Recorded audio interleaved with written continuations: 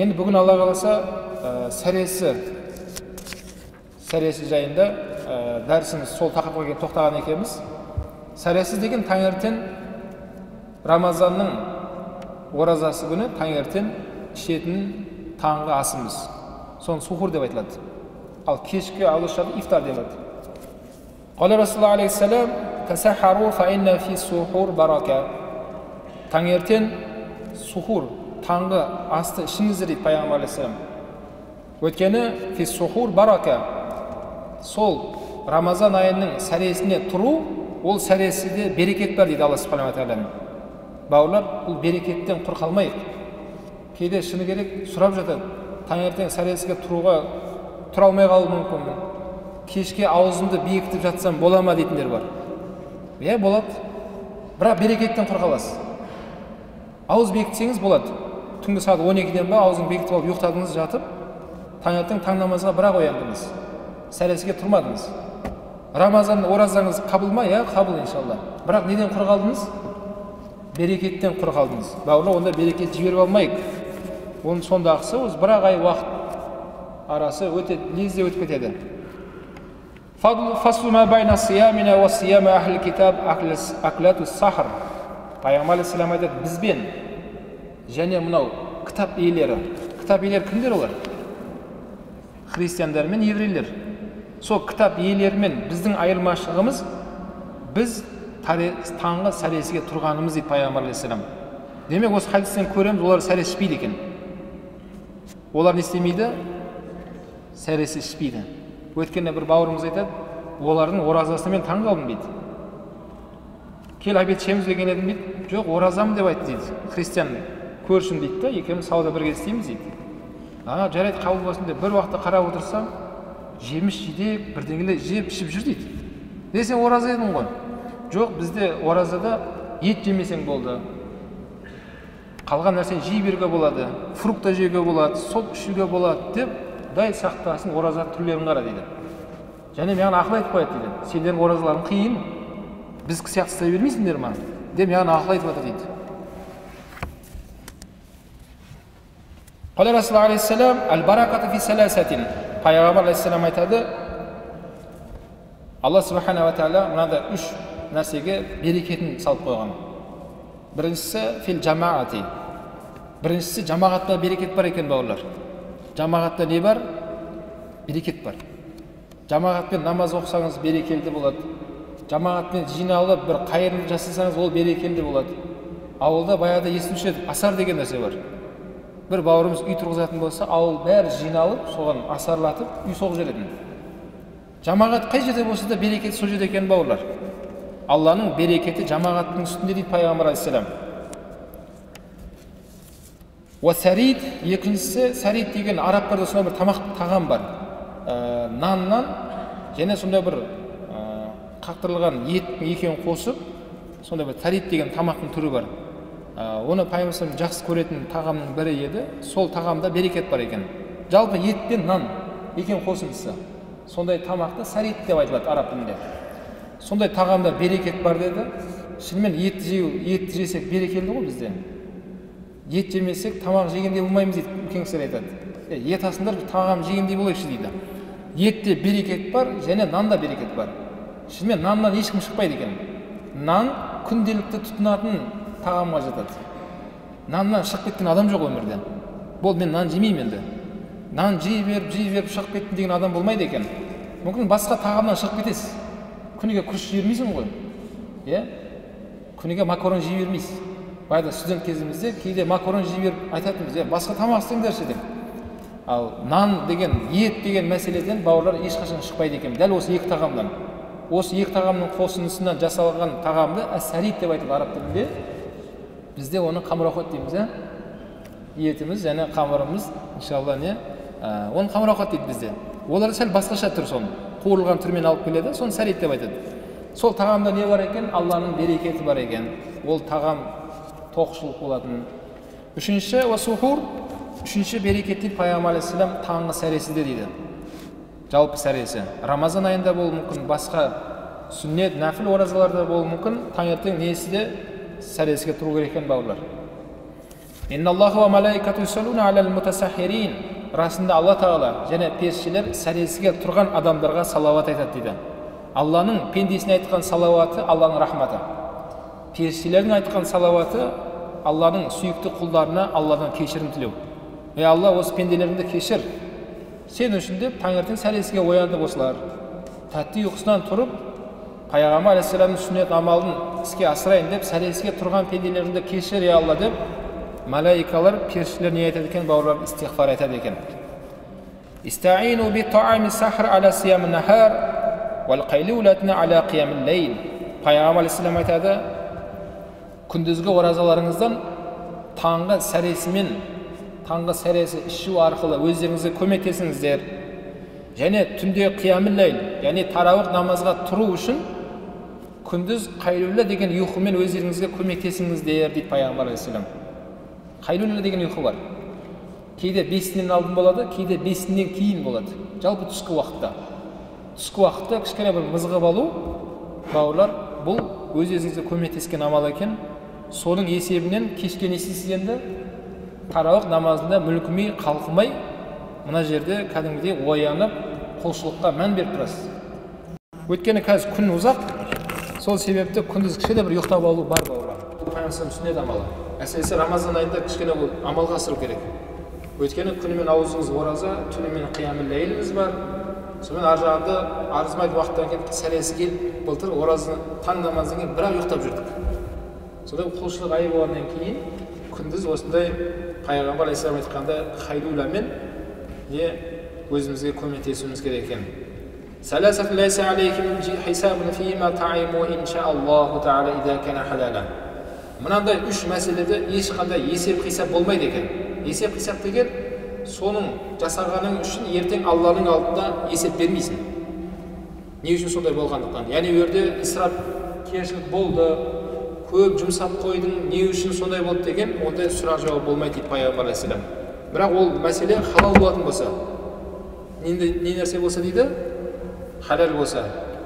Егер ол нәрсе халал болатын болса, не ол? Біріншісі ас-саим. Ораза ұстаған адамдарға ифтар беру. Тамақ алып беру. Оларға ауызашар жасап беру. Сол алып жатқан тамағың бірақ халал болсын. Халал тамақтандырыңыз. Қанша соның тойғанша жегізген сайын сізден сарық болды, одан сұралмайды екенсің ақыретте. Не үшін көп тамақ алып бердің оған? Кішкентай тамақ алып берсең де болатын еді ғой. Сен көп нәрсе алып бердің деп одан сұралмайсың дейді. Екіншісі вал мутасаххир. Екіншісі сәресі жасап беру. Елдерге сәресі жасап беріңіз. Дастархан жайып, дастархан не болды? Молшылық болды. Дастархан мол болды. Адамдар жесін, сәресіде осы жеп алып, құдай қаласа, Алланың көмегімен бүгін ораза ұстасын иншалла. Денелерімізге күш қуат болсын деп, сондай күшті бір тағамдарды жасатып, адамдарға не есеп беріңіз? Сәресі жасап беріңіз. Сол сәресіге кеткен ақшаңдан қанша көп кеткен болса да одан сұралмайсың дейді Пайғамбар алейхиссалам. Яғни исрап болды, басқа болды деп сұралмайсың. Үшіншісі вал мурабит фи сабилилла. Үшіншісі Алла жолында жүрген адамдарға көмектесу. Алла жолында жүрген адамдарға көмектескен сайын сен сұралмайды екенсің. Ақшаң соған жаман жолға кетіп есептелінбейді, бәлкім сауап болады. Алла жолында жүргенде қазір ашық айта аламыз, кімдер олар? Мына медреселердегі балалар. Мына жерде Құдай үшін деп балалар жатып сауап алады. Сол балаларға шаман келгенше 10 балаға көмектесесің ба, 20 балаға көмектесесің ба, жалпы қанша балаға? Мүмкін бәріне бірдей көмектесе аласыз ба, аз-аздан болса да. Сол қайырымдылығыңыз Пайғамбар айтады, ол Алла Тағала ақыретте есеп алмайды сенен дейді. Не үшін сондай болды деп. Бәлкім керісінше не болады екен? Сауап болады екен. Ас-сухур куллуху баракатун фала тад'уhu валау ан яжра'a ахадукум жар'atan min al-ma' fa inna Аллаха азза ва джалла ва малаикату юсаллуна алал мутасаххирин. Сәресіде Алла Тағаланың берекеті бар. Бұл берекетті жай жіберіп қоймаңыздар дейді. Бауырлар, Рамазаннан басқа уақыттағы осы берекет таң намазының берекетіне келеді. Ал Рамазан айында бұл сәресі уақытта келеді екен. Мысалы, Рамазанның басқа уақыттарда таңғы берекет бар деп, таң намазға тұрмай, ғафлетте қалып тұрған адамдар таң намаздан кейін берекет алмай қалады. Таңғы уақытта сондай періштелер бар, Алланың берекетін шашады. Демек бүгін таң намазға тұрып сол берекетке серіктескен адамдар иншалла күні бойы тапқан табысы берекелі болады, уақыты берекелі болады, бүткіл нығметі берекелі болады иншалла. Сол берекетті пайғамбар алейхиссалам айтады, енді Рамазан айында сәресі уақытта келеді екен. Сәресі уақытта. Кім сәресі уақытқа тұратын болса, ол Алланың берекетінде болады. Фала тадууху. Оны жай жіберіп қоймаңыздар дейді пайғамбар алейхиссалам. Жай кетіп қалмасын. Тіпті бір құлтым су болса да, бір құлтым су болса да су ішіңіздер дейді пайғамбар алейхиссалам. Өйткені мына суда да берекет бар екен. Тағам жеуіміз шарт емес. Ұйқыдан ояндыңыз, Алла, мен сәресі ішуге ниет еттім, мен ниетімді қабыл ет, күш қуат бер, берекет бер деп, бисмилля деп, бір құлтым су болса да су ішу керек екен. Суыңызды ішіп алыңыз да, дұғаңызды айтып, аузыңызды бекітіңіз. Мен осылай істеңдер дейді пайғамбар алейхиссалам. Өйткені сәресіге тұрған адамдарға Алла Тағала және періштелер оларға салауат айтады дейді. Ниъма сухур тамр. Енді бауырлар, таңертең сәресіде шыны керек, қазір аштан қалып кететіндей, әйел кісілерге Алла разы болсын, көп тамақ істеп қояды. Таңертең міне мынаны жеңіз, одан кейін мынаны жеңіз деп көп тағамдар енді жерде. Бауырлар, ол ораза айы бір аштық, сондай бір қасірет алып келетін ай емес. Енді таңертең сәресіде не ішеміз десе, қазір мамандар да айтып жатыр, жеңіл желпі. Соны пайғамбар айтады, ниъма сухур тамр дейді. Таңғы сәресідегі жейтін тағамдардың ішіндегі ең жақсы нығметі ол құрма дейді пайғамбар алейхиссалам. Бауырлар, таңертең құрма жеу керек екен. Құрманы шаймен жеңіз, сокпен жеңіз, құрма жеу керек екен таңертең. Ярхамуллаху мутасахирин. Пайғамбар дұға қылады. Сол сәресіге тұрған адамдарға Алла рахметіне алсын деп пайғамбар алейхиссалам осындай дұға айтты иншалла. Мамандардың айтуынша таңғы уақытта осындай құрма, қазіргі күнде мына каша дейміз ба, каша өте пайдалы екен. Адам денеңізде көп суды талап етпейді екен, әлсіремейсіз. Сондай бір жақсы жеңіл тағам екен. Сондай тағамдарды жеуге тырысу керек екен. Ана бешбармақтың бәрін қою керек таңертең. Етке тойып алып, сорпаңды ішіп алып, сағат 12-ден кейін шөлдеу басталады да. Еттің бәрі қорытылды ғой. Артына не керек? Енді қою шай керек, басқа керек. Бауырлар, бұл ай тамамды тоқтатып, барынша қолшылыққа жеңіл болатын ай екен. Ана Расулullah алейхиссалам қала ла язалу нас би хайри ма аджалул фитр. Енді сәресіміз түсінікті болды, енді кешкі ифтарымыз қалай болады? Пайғамбар алейхиссалам айтады, адамдардың арасында Алланың берекеті ешқашан қашпайды.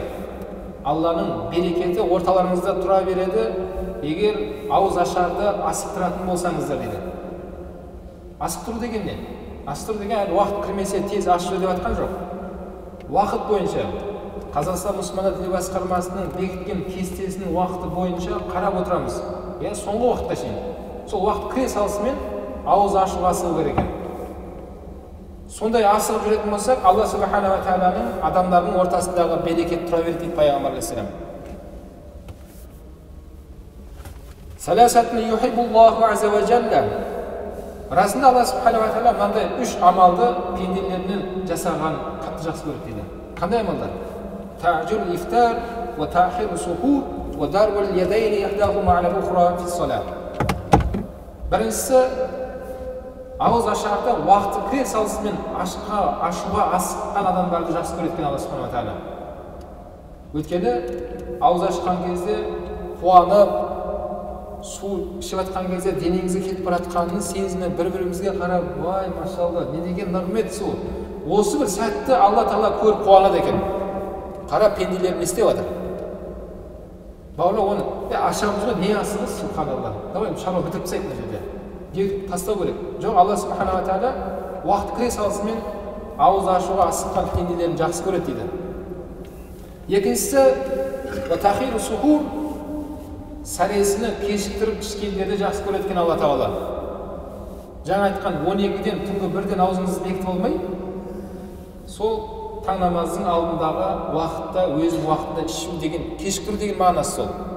Кешіктіру екен ғой деп, таң намазын уақытына өткізіп беріп ішіп отырмаңыздар. О кезде бітті, уақыт өтіп кетті. Кешіктіру деген сөздің мағынасы таң намазға 15 минут, ары кеткенде 10 минут қалған кезде тоқтату керек енді. Ең соңғы уақыттар бұлар. Кешікті болса қабылдаңыздар. Таң намаздың бекіткен уақыты бар, кесте бойынша. Соған ең кемінде 10 минут қалған кезде тоқтату керек бәрін. Міне сондай пенделерін Алла субхана ва тағала жақсы көреді. Және намазда бір қолының үстіне екінші қолын қойлап, байлап тұрып, намаз оқыған құлдарын жақсы көреді. Намазда тұрамыз ғой. Қолымызды байлап тұрамыз ғой намазда. Осындай көріністі Алла субхана ва тағала жақсы көреді дейді пайғамбар алейхиссалам. لا يزال الدين ظاهرا ما عجل الناس الفطر لأن اليهود والنصارى يؤخرون. Ифтарды, ауыз ашарды кешіктіріп, асықтырып, уақыты кіре салысымен ішіп жүреді екенсіздер, орталарыңызда дін әлсіремейді дейді пайғамбар алейхиссалам. Өйткені яһудилерді, христиандарды олар кешіктіреді дейді ауыз ашарларын. Олар ауыз ашарларын кешіктіреді екен. Уақыт кіріп қойды, асықпай, және біраз уақыт өте берсін, тағы бір сағат өтсін деп асықпай ашады екен. Бірақ біз оларға ұқсамаймыз, біз пайғамбар алейхиссалам айтқандай асығамыз енді. Уақытқа секундына қарап отырамыз. Уақыт кірді ма, енді бисмилля не істеу керек? Ауыз ашуға асығу керек. Кейде бір кісілердің дұрыс түсінбей қалып, дәл азан айтылады. Аллаху акбар деген кезде бір бауырларымыз азан айтып болғанша шыдап отырады. Бір-бірін ескертіп, тоқта азан бітсін де, азан бітсін де. Жоқ, азан қарамаңыздар. Алла деген сөз естігеннен бастап шей беріңіздер. Азан айтып болғанша сіздерге ол мүмкіншілік барынша созып айта берсін азаншымыз. Сіздер көбірек су ішіп алыңыздар, құрманы жеп алыңыздар, иншалла. Сол сәтте асығу керек екен. Ал азан айтып болғанша деген ондай шарт жоқ, ондай қағида жоқ. Уақыты кірді ма, енді иншалла ауыз ашу керек екен. Кейде сағат болмай қалып, сапарда жүріп па, ауыз ашудың уақытын білмей қалсаңыз ше. Білмей қалсаңыз, уақыты келген кезде, орысша айтқанда автомайсын дейді ғой, аузыңыз ашып кетеді. Уақыты келді ма, аузын ашып кете береді. Сол үшін бауырлар, өзіміз әдейі соны асыққанда Алла Тағала не істейді екен, жақсы көреді екен. ما رأيت رسول الله عليه السلام قد صلى صلاة المغرب حتى يفطر ولو على شربة من ماء. Анас бин Малик айтады, мен пайғамбар алейхиссаламның намаз оқып, ақшам намазын оқып болғаннан кейін барып аузын ашқан еш көрген емеспін дейді. Мен көргенмін пайғамбар алейхиссаламды ақшам намаздың уақыт кірген кезде намаз оқымай тұрып, бір құлтым су болса су ішіп барып намаз оқығанын көргенмін дейді. Бұл не дегені? Бауырлар, демек, уақыты кірген кезде намазымызды оқып алып барып, бірақ аузымызды ашайық деу ол дұрыс емес екен. Пайғамбар сүннеті бойынша олай емес. Сүннет бойынша қалай екен? Бірінші істеу керек. Бірінші аузымызды ашып, суымызды ішіп, кішкене өзімізге келе болайық. Содан кейін барып иншалла намазға тұрамыз. Өйткені неге? Намазға тұрып, бірден намазға кетіп қалсақ, нәпсі деген бар, шайтан болмағанымызбен нәпсіміз бар. Ойыңыздың бәрі не болып тұрады? Имам ертірақ намазды аяқтаса, сіз ертірақ барып суымды ішсем, ертірақ тамағымды жесем, ойдың бәрі намазда емес, бәрі аяқта кухняда болады. Міне шариғатым соның бәрін есептеп берген. Бауырлар, бірінші тамақ жеп алу керек. Яғни суыңызды ішіп, кішкене өзіңіз әлденіп алыңыз. Одан кейін барып иншалла тамағымызды айтып, намазға өтетін боламыз. Міне пайғамбар алейхиссаламның сүннетін Анас бин Малик радиаллаху анху біздерге жеткізді. كان رسول الله عليه السلام يفطر قبل يصلي على الرطبات فإن لم تكن رطبات فتمرات فإن لم تكن تمرات حسنات من ماء. Пайғамбар алейхиссалам ауыз ашатын кезде, енді немен ашамыз десе, Пайғамбар алейхиссалам ауызын ашатын кезде жұмсақ, қатты емес, сондай құрмамен ашатын Пайғамбар алейхиссалам. Егер ондай құрма таппаса, онда қатып қалған, құрғап қалған құрмамен ашатын Пайғамбар алейхиссалам. Ондай құрғап қалған құрма таппаса, онда сумен ашатын Пайғамбар алейхиссалам. Алдымызда осындай үш вариант бар екен. Біріншісі қандай екен? Жұмсақ, қатты емес. Жұмсақ құрмамен ашу керек екен. Оның пайдасы өте мол, адамға беретін. Ондай құрма таппаса, онда кішкене тістеп жейтін қандай құрма? Қатып қалған құрма. Нелерде құрғап қалған, кішкене. Ондай таппаса, үшінші жолымыз не екен бауырлар? сумен ашады екенбіз. Бірден алма жеп жүрмейміз, бірден ет жеп жүрмейміз. Бауырлар, бұның бәрі асқазанға зиян екен. Азаннан бері ішіміз аш болғаннан кейін асқазанда еш нәрсе жоқ. Сол шек жолдарын осындай пайдалы нәрсемен жүргізіп алу керек екен. Пайдалы нәрсе жүріп кеткен екен, артынан тағам жейсіз ба, ары қарай өз еркіңіз иншалла. Кәне Наби алейхиссалам юхиббу ан юфтира аля саласи тамарат. Енді қанша құрма жейміз десек, оны да айтып қойыпты. Пайғамбар алейхиссалам жақсы көретін еді 3 құрма жегенді. Неше құрма? 3 құрма. Ауыз ашқан кезде Пайғамбар алейхиссалам 3 құрмамен ауыз ашқанды жақсы көретін еді. 3 құрма жетеді екен бауырлар. Сол 3 құрмамызды жеп алып, ары қарай намазға тұра беруге болады. Ау шайын ләм тусибна. Немесе құрма болмаса отқа піспеген, отқа қақтарылмаған сондай бір тағам жей салатын Пайғамбар алейхиссалам. Яғни отқа піспеген тамақ болу керек. Демек отқа піскен шашлик болуы мүмкін, отқа піскен ет болуы мүмкін, ондай жемейді екен. Сол отқа піспеген басқа тағамдарды қолданатын еді Пайғамбар алейхиссалам. Ан Наби саллаллаху алейхи ва саллям қал: "Ман фаттара саиман кана лаху мислу ажрихи гайра аннаху ла янқусу мин ажри саим шайъун." Енді біздің шариғатымыз бауырлар, Аллахума нафси тек қана өзім дегеннен шариғатымыз қайтарады. Жаңа сәлесімізді ішіп алдық, кешке аузымызды ашып жатырмыз, көріп жатырмыз өзіміз. Бірақ қоғамда адамдар бар. Біреудің шамасы келеді, біреудің шамасы келмейді. Әрине шамасы келеді ғой елдер қазір. Аллаға шүкір елімізде, Аллаға шүкір молшылық біздің елімізде. Тоқшылық Құдайға шүкір. Бірақ басқаларында істеген сауаптарынан үлес алу деген де амал бар екен дінімізде. Пайғамбар алейхиссалам айтады, кімде-кім ораза ұстаған адамға ауыз ашар жасап, яғни аузын аштыратын болса, оған да дәл сол ауыз ашқан кісі бүгін таң атқаннан бері қандай амал істеді? Бүгін көп амал істеді осы. Таң намаздан бері мешітте болды, көп Құран оқыды, дұға жасады, қайырымдылық жасады. Рамазан айында барынша амал істейді ғой адамдар. Шамамыз келгенше әйтеуір амал істеп болуға тырысамыз. Рамазан айында. Сол пендені кешке дейінгі ізгі амал істеген сауабын алды дейді Пайғамбар. Сол ауыз аштырған адам. Және аузын ашқан адамның да сауабы келіп қалған жоқ дейді. Дәл сол сауап өзінде тұр амал дәптерінде. Дәл соның көрінісін Алла Тағала ауыз аштырған кісіге де істейді екен бауырлар, береді екен. Бауырлар, осындай үлкен сауап амалдарға үлесімізді қосып, тіпті Пайғамбарның хадисі бар, Фатима анамызға айтқан қызына. Ай Фатима, бір құрмамен болса да адамдарға ауыз ашар беріп өзіңді тозақтан сақта деген хадис бар. Бауырлар, демек тозақтан құтылудың бірде-бір жолы адамдарға тамақтандыру керек екен. Ауыз ашар беру. Бір құрмамен болса да үлестіріңіз. Енді жағдайыңыз егер сондай болып тұрған болса, "Ман фаттара саиман аля таами ва шараб min halal sallat alayhi malaikatu fi sa'at shahr Ramadan va salla alayhi Jibril laylatul qadr." Пайғамбар алейхиссалам айтады, кімде-кім ораза ұстаған кісіге тамақтандырып, оның суысында тұратын болса, min halal, және ол жегізген тағамы, ішкізген суысын халал болсын, бірақ көрінген нәрсені жегізбеңіз. Құдайдан қорқыңыз. Оны күмәні жоқ, таза тағаммен тамақтандыру керек. Халал тамақ болсын. Сол халал тамақпен тамақтандырды, халал суысын ішкізген болса, ол пендеге, сол ауыз аштырған адамға періштелер, Рамазан айының әрбір сағатында періштелер ол адамға сондай салауат айтады екен. Яғни Алладан кешірім тілейді. Жабраил періште сол адамға қадір түнінде салауат айтады дейді. Қараңыздар, Жабраил алейхиссалам бүткіл періштелердің басшысы сол кісі. Сол періште. Бүткіл періште Жабраилға бағынады. Сол Жабраилдің өзі сіздің берген ауыз ашарыңызға разы болып Алладан дұға қылады екен. Ей Алла, осы пендеңе өз рахматыңды жаудыр деп дұға қылады дейді Пайғамбар. Кім? Жабраил періште. Қашан? Қадір түнінде. Бауыры, қадір түн арасында іздейміз. 26-тан 27-сіне қараған түн ғұламалардың көпшілігінің айтуы бойынша. Бірақ дәл сол күні 100% деген сөз жоқ. Аллах алым, дәл сол күн ба жоқ басқа күн ма?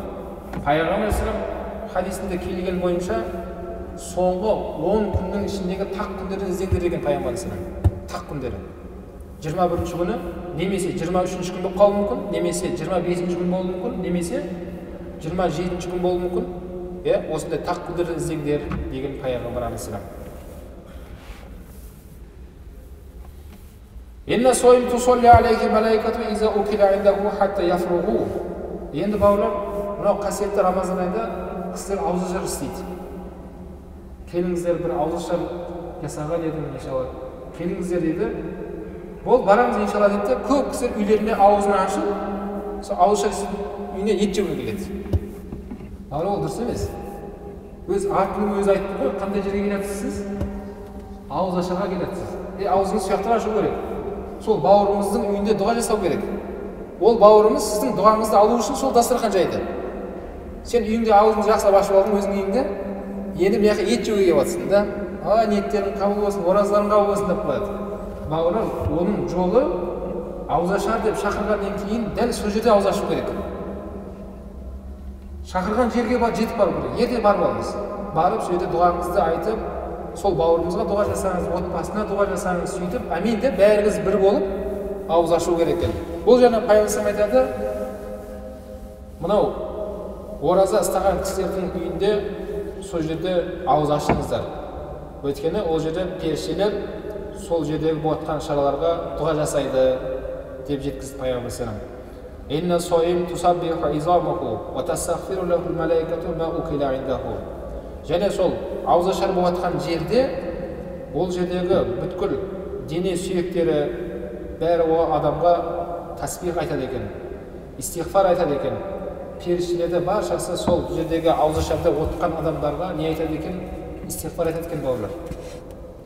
Етті жеп жатырмыз ғой, сол жеп жатқан еттің сүйегінің өзі бізге истиғфар айтып отырады екен. Оңбағандар мен нағып жеп жатсың деп айтпайды екен. Керісінше, Алла осы пенделерің сен үшін деп аузын ашып жатыр, бәрі бірігіп алып. Осы пенделеріңді өз рахметің алып, оларды кешір деген мағынада дұға қылады дейді пайғамбар алейхиссалам. Сол үшін бауырлар, бұндай жерге асығайық. Ондай көпшілік болып ауыз ашатын жерде берекет болады екен. Ол жердегі дұға қабыл болады иншалла. Қасиетті Рамазан айына амандықпен қауышуды өзің нәсіп еткейсің. Қасиетті Рамазан айында өзің парыз еткендей, өзің разылығың үшін ораза ұстауымызға баршамызға нәсіп еткейсің. Өткен жылдары аурудың сырқатына байланысты, себептерге байланысты, нәпсі құмарлыққа байланысты ораза ұстай алмаған бауырларымызға осы жылы қатарымызға қосылып, ораза ұстауларын өзің нәсіп еткейсің. Аллахумма салли аля сайдина Мухаммад Мустафа ва аля алихи ва асхабихи аджмаин би рахматика я архамар рахимин. Аллаху